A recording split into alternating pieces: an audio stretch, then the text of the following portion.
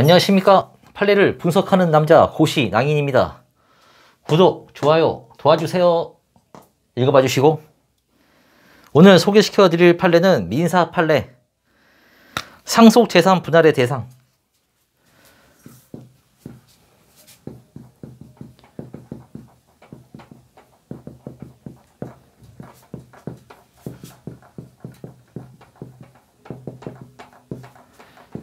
이렇게 대법원 2016년 5월 4일 2014 쓰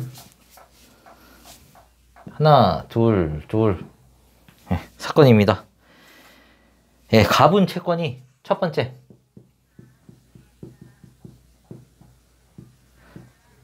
가분 채권이 상속재산 분할 대상이 될 수 있는지.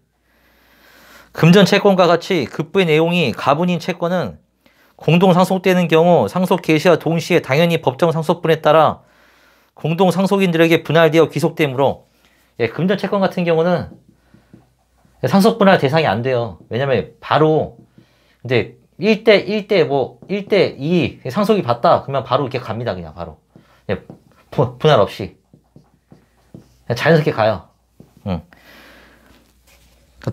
상속재산 분할 대상이 될 수 없는 것이 원칙이다. 그러나 가분 채권을 일률적으로 상속재산 분할의 대상에서 제외하면 부당한 결과가 발생할 수 있다.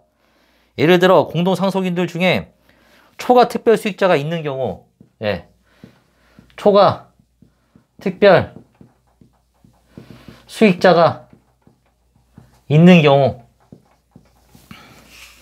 초과 특별 수익자는 초과분을 반환하지 아니하면서도 가분 채권은 법정 상속분대로 상속받게 되는 부당한 결과 나타난다. 그렇겠죠? 그 외에도 특별 수익이 존재하거나 기여분이 인정되어, 특별 수익이 그 외에 특별 수익이 되거나 기여분이 있을 때도, 기여분이 있을 때는 기여 먼저 띄워주고 그 다음에 이제 상속분대로 가는 거예요. 1대2로. 내가 1000만 원이다. 500만 원이 기여분이다. 500만 원 띄주면은 500만 원 남겠죠?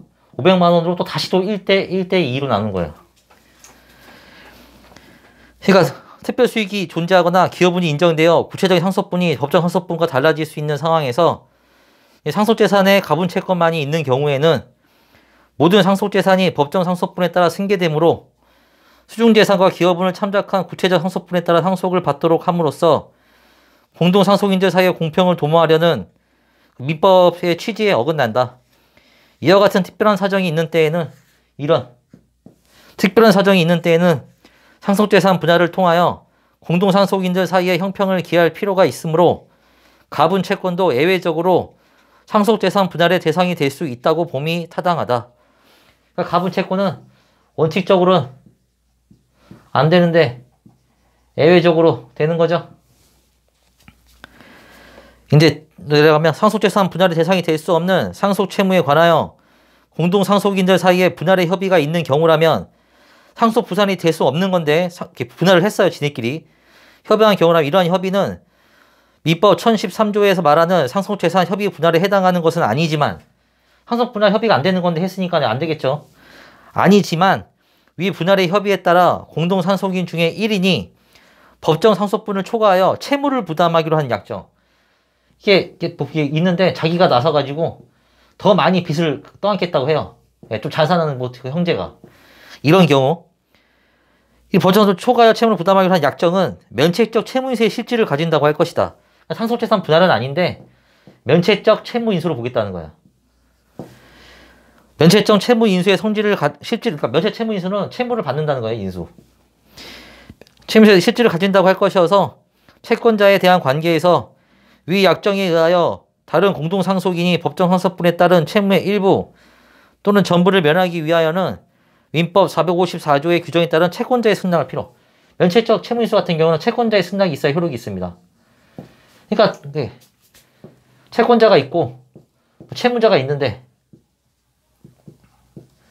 채무자 1, 2 있는데 채권자가 얘네 500 갚기로 돼 있는데 갑자기 지가 800을 더 갚겠대요. 그럼 얘는 200 갚으면 되죠? 지 마음대로 그러면 얘가 돈이 있든 없든 막 그래버리면은 얘는 그 나중에 그 피해를 입을 수 있잖아요. 그러니까 채권자에 승낙이 있어야 돼요.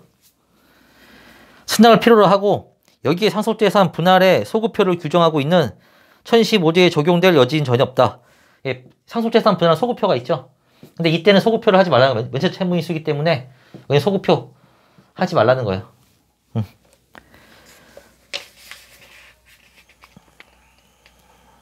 그리고 상속재산 분할 당시 상속재산을 구성하지 아니하게 된 재산이 상속재산 분할의 대상이 될 수 있는지 여부. 상속 개시 당시에는 상속재산을 구성하던 재산이 그 후 처분되거나 멸시 훼손되는 등으로 상속재산 분할 당시 상속재산을 구성하지 아니하게 되었다면 그 재산은 상속재산 분할의 대상이 될 수 없다. 당연하죠. 다만 상속인이 그 대가로 처분 대금, 보험금, 보상금 등 대상 재산을 취득하게 된 경우에는 대상 재산은 종래의 상속재산이 동일성을 유지하면서 형태가 변경된 것에 불과할 뿐만 아니라 상속재산 분할, 뿐만 아니라 그 대상 재산이 상속재산 분할의 대상으로 될 수는 있을 것이다. 예. 동일성을 유지하면은 그 대신 받은 거는 동일성이 유지된다면은 그걸로 보면 되겠죠? 예. 그럼 오늘 판례 설명은 여기까지. 구독, 좋아요 도와주세요. 읽어봐 주시고 그러면 다음 시간에 만나요.